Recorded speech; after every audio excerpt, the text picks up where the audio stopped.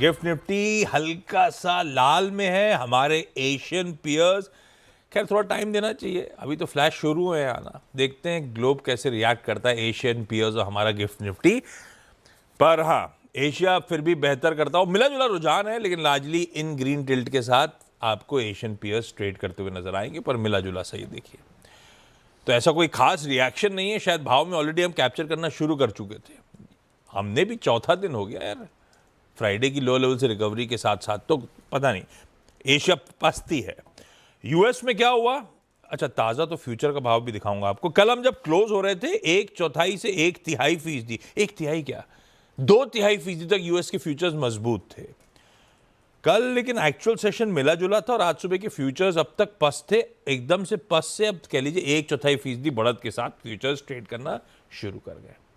तो hand over ठीक ही है, पर क्या डेवलपमेंट्स आपको जानना ज्यादा इंपॉर्टेंट। फरवाज भाई साहब गुड मॉर्निंग।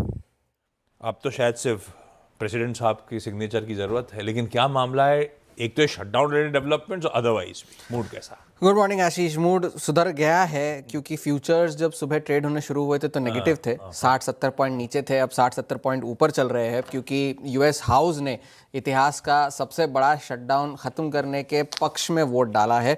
222 मत पड़े इस शटडाउन को ख़त्म करने के पक्ष में, जबकि 209 वोट पड़े उसके खिलाफ।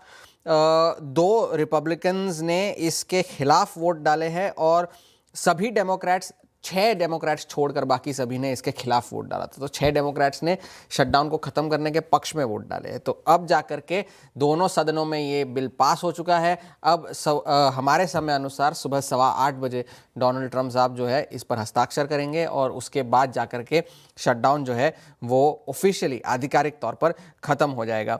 और इसकी जो बात प्राइस में चल ही रही है बाज़ार में, पिछले कई दिनों से जो बाज़ार चले जा रहे हैं वो इसी आसार पे चल रहे हैं कि शटडाउन जो है वो ख़त्म हो जाएगा, और ऐसा हुआ भी है। और इस वजह से डाउ के जो फ्यूचर्स है वो भले रिवर्स हुए हो लॉसेस से, मगर इतने नहीं चले क्योंकि ऑलरेडी इतना चल चुके हैं।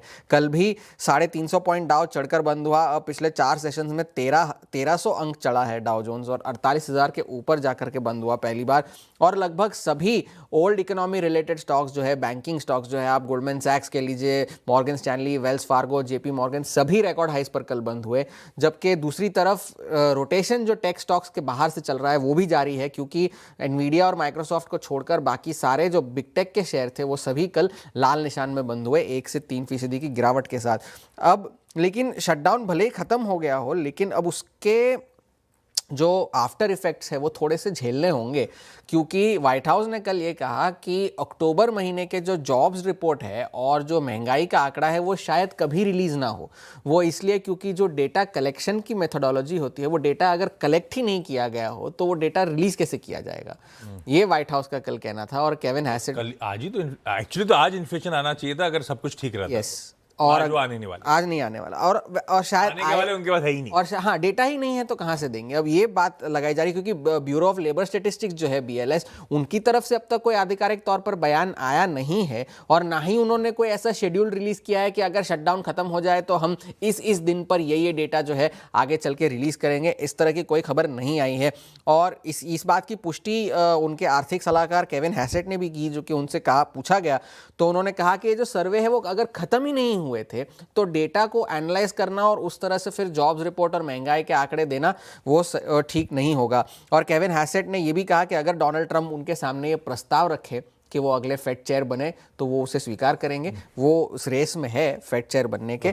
और वो कह भी रहे हैं कि 25 बेसिस पॉइंट्स इस बार तो कटने ही चाहिए, लेकिन उन्हें ताज्जुब इस बात का है कि जेरोम पावेल को अभी भी नहीं लगता कि 50 बेसिस पॉइंट से ब्याज दरों में कटौती होनी चाहिए।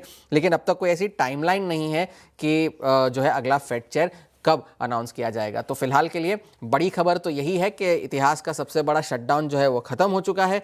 यूएस के फ्यूचर्स अपने लॉसेस को रिवर्स करके अब हरे निशान में ट्रेड कर रहे हैं। तो अब आगे चल के फिर से जो है फंडामेंटल्स और मैक्रोस पर ध्यान ज़्यादा जाएगा। शटडाउन के गिरे नहीं थे, खुश आज हो गए, ना गिरे बस उल्टा चल गए। पर ठीक है, फाइनली वो शटडाउन वही आपने बताया था जनवरी तक के लिए, हाँ 31 जनवरी तक के लिए बिल पास हुआ है। उसके बाद फिर वहीं फंसेंगे शायद। चलिए अभी तो जो है वो है यूएस फ्यूचर्स बढ़िया करते हुए। हाँ, एशिया और गिफ्ट निफ्टी वैसे रेसिप्रोकेट नहीं कर रहे जेस्चर्स, लेकिन ठीक है, खबर अच्छी, ग्लोबल हैंडओवर बढ़िया है।